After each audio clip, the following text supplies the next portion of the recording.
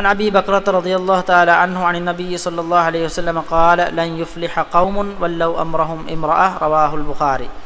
ما الله رسول الله أبو بكر كبن رواية من كليفان ودارون رسول الله صلى الله عليه وسلم حديث القرآن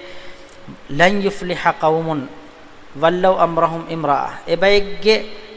سردار كمان وتا إبايج كانت تهوج فيريا كان أنهنا كهذا في بياكو دوها كوس كامياب نوانه رسول الله صلى الله عليه وسلم إبس كمج فيري كمان أنهن ودين ما كي شرعي يقطون خلاف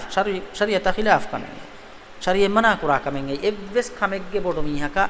فيريا كان أمير كان أنهنا كلهم أي الله فطري يقطون لبوا فوا going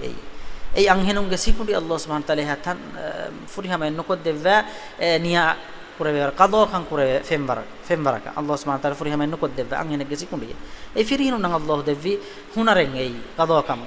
adi firihinu nay kam kuldana kam besdi gembani kantattan adwa ha tahammul kurumuge bar allah devva fani firihinu anghina kannu devva kantatta tahammul kurumuge hibware anghina ka devva fa nei tanegge rais kama nuwata evves tanegge amir kama bodu kama anghina ku mewani shariatu mana kurabba